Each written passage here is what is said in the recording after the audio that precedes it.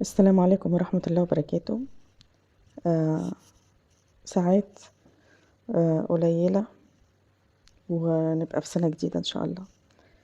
كل سنة وكل العالم بخير، كل سنة وإحنا كلنا طيبين.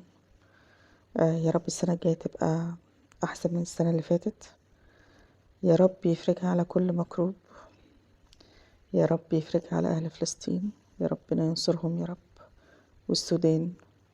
يا رب تبقى سنة سعيدة عليهم وعلينا جميعا يا رب. آه عادة في كل سنة ميلادية جديدة الناس بتحتفل بالسنة الجديدة. إنما يعني السنة دي الوضع مختلف.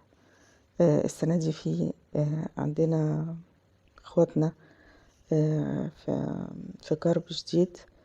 ربنا يعينهم يا رب وينصرهم، سواء فلسطين أو السودان. يا رب السنة دي تبقى سنة جميلة عليهم. ربنا يرحم موتاهم ويشفي مرضاهم ويصبرهم على ما ابتلاهم، لأن ده ابتلاء شديد جدا.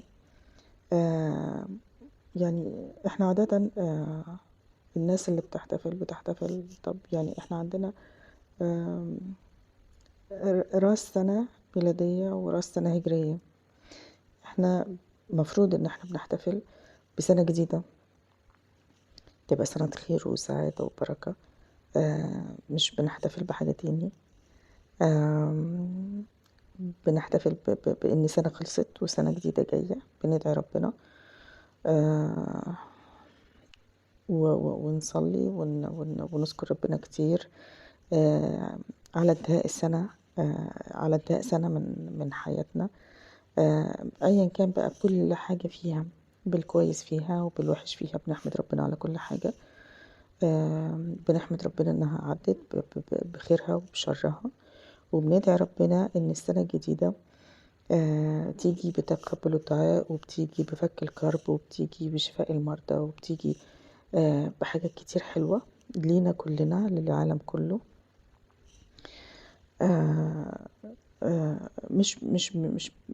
مش بنستقبل السنة الجديدة بحاجة تانية. في ناس بحسهم بيقولوا بكل يعني بكل ما أوتوا من قوة، ليلة راس السنة يلا بينا نغضب ربنا، يلا بينا نغضب ربنا.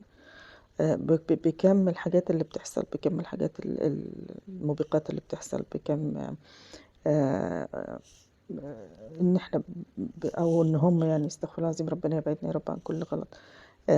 بيعملوا كل حاجة تغضب ربنا، بيعملوا على اساس ان هي سنة جديدة بقى وفرحة ونفرح نرقص ونهيص مع ان المفروض ان احنا في كل سنة جديدة بتبتدي مفروض نحمد ربنا ونشكر فضله على السنة اللي عدت بكل حاجة فيها، بحلوها ومرها. وندعي ربنا ونصلي ونذكر ربنا، يعني تبقى ليلة عبادة، مش ليلة ذنوب. يعني ليلة نكتسب فيها ثواب، ما نكتسبش فيها ذنوب. أنا مش بتكلم في الدين والله، مش بفتي في حاجة يعني. أنا كل اللي عايزة أقوله إن إحنا مش لازم نستقبل الحاجة الجديدة بحاجة تزعل ربنا مننا. يا ريت علشان خاطر بس لما نيجي ندعي ربنا ونرفع ايدينا ونقول يا رب اديني كذا كذا، يا رب انا عايزه كذا وكذا، يا رب تقبل دعائي. يا رب في ادعية كتير قوي انا دعيتها وما ما استجبتش الدعاء. لو في ذنب انا عملته يمنع استجابة دعائي، اغفر لي الذنب ده واستجيب دعائي. طب وانا بقول كده ازاي بقول كده وازاي ارتكب ذنب جديد؟ يعني انا ده ربنا يغفر لي ذنبي اللي هو واقف بيني وبين استجابة دعائي، اقوم ازود الذنب بذنب جديد؟ ده كلام ملوش علاقة بالدين، ده كلام بديهي يعني. الحمد لله على اي حاجة عدت، سواء كويسة او وحشة. ربنا ما بيعملش لينا الا كل خير في الدنيا. هو عارف مصلحتنا بالظبط زي الام والاب، هم عارفين مصلحة اولادهم. لمّا بيعملوا حاجة كويسة بيكافئوهم، لمّا بيعملوا حاجة وِحشة يعني على حسب بقى يعني الحاجة الوِحشة اللي عملوها، حاجة وِحشة خفيفة ممكن يزعقوا لهم، حاجة وِحشة تقيلة شوية ممكن آمم تبقى خناقة، حاجة وِحشة أوي ممكن تبقى ضرب. فبالضبط ربنا أحسن بقى أحَن كمان علينا من مامتنا وبابانا. يعني طيب يعني إيه المقابل بقى؟ إيه المقابل اللي هو ربنا يعني بيعمل لنا كل حاجة كويسة في الدنيا، إيه المقابل بقى اللي إحنا ندّيه له؟ المقابل إن إحنا نشكره، المقابل إن إحنا نصلّي له، المقابل إن إحنا آآ يعني نعمل كل حاجة ربنا بيحبها، نقول أدعية، نقول أذكار، نصوم، نتصدّق، يعني ربنا قال: "ولئن شكرتم لأزيدنكم." نشكر ربنا بقى بكل الأشكال، نشكر ربنا بالدعاء، نشكر ربنا بالذكر اللي هو اللهم لك الحمد والشكر، نشكر ربنا بالسجود، بالدعاء، بالصيام، بالصدقة، نشكر ربنا بكل الطرق، يعني ربنا بيعمل لنا كل حاجة في حياتنا جميلة. أتمنى إن إحنا نستقبل السنة الجديدة اللي هي ما بقاش عليها غير حاجات بسيطة، بإن إحنا ندعي ربنا ونصلي ونقول يا رب، يا رب، يا رب السنة الجاية تبقى سنة سعيدة، سنة خير، سنة يعني الدنيا تبقى أحسن، الناس اللي هي في ابتلاء وفي حروب تبقى الدنيا أحسن بالنسبة لهم.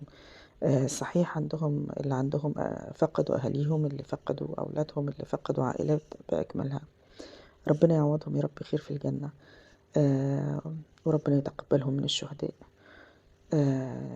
ويعين أهل السودان على الابتلاء العظيم. يا رب، يا رب تبقى سنة جديدة وسنة كويسة علينا كلنا يا رب العالمين. أتمنى من ربنا إن لو في ذنب إحنا عاملينه يغفره ويتقبل دعائنا يا رب، اللهم آمين. اللهم صل وسلم وبارك عليك يا حبيبي يا محمد يا رسول الله. أستغفر الله العظيم الذي لا إله إلا هو الحي القيوم وأتوب إليه. لا إله إلا أنت سبحانك إني كنت من الظالمين. السلام عليكم ورحمة الله وبركاته.